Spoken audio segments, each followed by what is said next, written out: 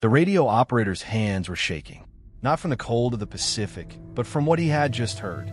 A voice, crackling through static, barely recognizable as human. 3 words repeated over and over. Then silence. A silence so complete, so final, that the men who heard it never spoke of it again. Not for decades. USS Grunion, July 30th, 1942. Position unknown. Fate unknown. 57 men gone.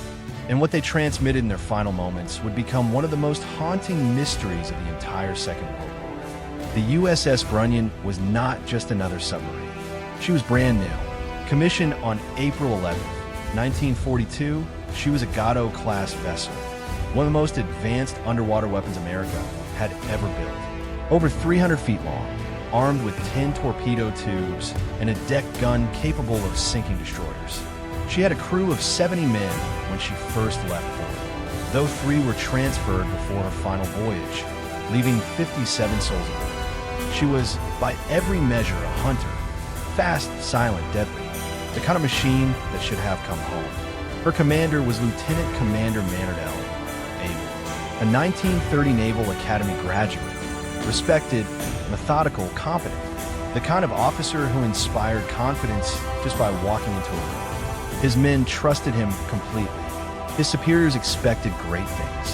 And in the early weeks of her deployment, the Grunion delivered exactly that. She patrolled the waters off Alaska, hunting Japanese supply lines, and the reports coming back were promising. She had already attacked multiple enemy vessels. She was performing exactly as designed. But the summer of 1942 was a brutal season in the North Pacific. The Aleutian Islands, a volcanic chain stretching like broken teeth between Alaska and Japan, were the setting for a largely forgotten campaign. Japan had seized the islands of Attu and Kiska in June of that year, a humiliation for America on its own soil. The Navy responded by flooding those freezing, fog-choked waters with submarines, and the Grunion was sent directly into that nightmare.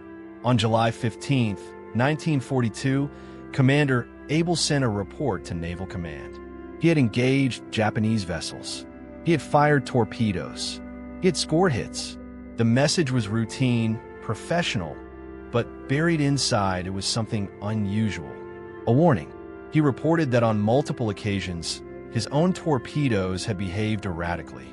They were circling back, running in unpredictable arcs. One had nearly struck the Grunion herself. He requested guidance. He requested answers. He got neither in time. That message would be the second to last transmission anyone ever received from the USS Grunion. On July 30th, 1942, a final message was sent. Terse, incomplete, containing only a position reference and a brief operational note. No distress signal, no SOS, no indication that anything was wrong. Then nothing. The silence began. Naval Command waited. Days passed, then weeks. Search aircraft found nothing. Surface ships found nothing. The North Pacific swallowed the Grunion whole, and the ocean gave nothing back. She was officially declared lost on October 5th, 1942. The Navy, in the cold, bureaucratic language of wartime, listed her as presumed lost. 57 men filed under presumed. Their families received letters. Their names were added to the long and growing list of those consumed by the war. And for 60 years, that was all there was. A name on a memorial wall. A cold case with no body, no wreckage, no answer. But here is where the story transforms from tragedy into something almost impossible to believe. In 2006, the sons of Commander Abele, 3 brothers, Bruce, Brad, and John, refused to let their father's fate remain a mystery. They had grown up with the absence, the silence at the dinner table when his name came up, the photographs on the wall of a man they never truly knew. For decades, they had carried that weight, and in their later years, they decided to do something about it. They hired a private search team. They studied the old charts, the old reports, the fragmentary position data from that final transmission, and they went looking. What they found shattered them. On August 28, 2006, sonar equipment detected a wreck on the floor of the Bering Sea, at a depth of roughly 1,000 feet. The shape was unmistakable. A submarine. American. Gatto class. The Grunion had been found. Underwater camera footage confirmed it. The hull was largely intact. She had not been depth-charged. She had not been rammed. There were no external blast patterns consistent with enemy attack.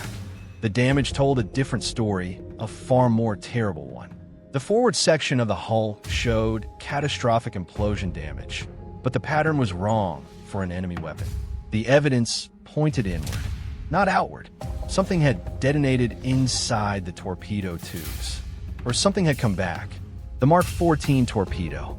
This weapon is worth a moment of your full attention, because it is central to everything. The Mark 14 was the standard American submarine torpedo of World War II, and it was, by multiple historical accounts, one of the most effective weapons ever issued to frontline combat troops. It ran too deep. Its exploder mechanism failed routinely, and on a number of documented occasions, it ran in circles. A fault in the gyroscope guidance mechanism could cause the torpedo to arc and loop back toward the vessel that fired it. The Navy knew about this problem. There are internal memos from as early as 1941 acknowledging the issue. They buried the reports. They kept issuing the faulty weapon, and men died because of it. Commander Abele had warned them. In that July 15th message, he had described erratic torpedo behavior, weapons circling back. He had raised the alarm with 24 hours of operational intelligence to back it up. And that warning sat in a communications queue while 57 men continued to patrol with defective torpedoes in their tubes. The leading theory today, supported by the physical evidence on the wreck, is that the USS Grunion was sunk by her own weapon. A Mark 14 torpedo, fired in combat, looped back, rearmed itself during its circular run, and detonated against the Grunion's own hull. In an instant, without warning, before a single man could reach an escape hatch or send a distress call. 57 men died, not because the enemy was better, but because the weapons they were given were broken and the people who knew kept quiet. There is one more layer to this story, and it is the one that refuses to leave you. When the wreck footage was analyzed, researchers noticed something in the debris field surrounding the Grunion. Scattered around the hull, in the silt and the cold, dark water 1,000 feet below the surface, were personal objects. A coffee mug, a boot, a photograph, miraculously preserved in the freezing deep, its image still partially visible through the camera lens. Someone's family, someone's home, the ordinary wreckage of ordinary lives. Men who had eaten breakfast that morning and laughed at some small joke and thought about letters they would write when they got back to port. Bruce Abele, the eldest son of Commander Abele, was present when the footage was reviewed. He was in his 70s by then. He had spent his entire adult life wondering. And when he saw the image of that wreck on the screen, he wept. Not just for his father, for all of them.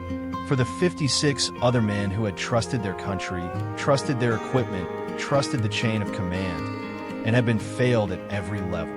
The families of the Grunion's crew were notified.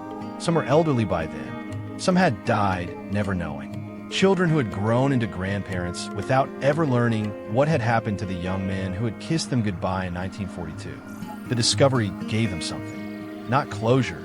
That word is too clean, too simple for what this was. It gave them coordinates, a place on a map, a location where they could point and say, "He is there. He is still there." 1,000 feet below the Bering Sea, in a steel hull that became both coffin and monument. The USS Grunion now rests on the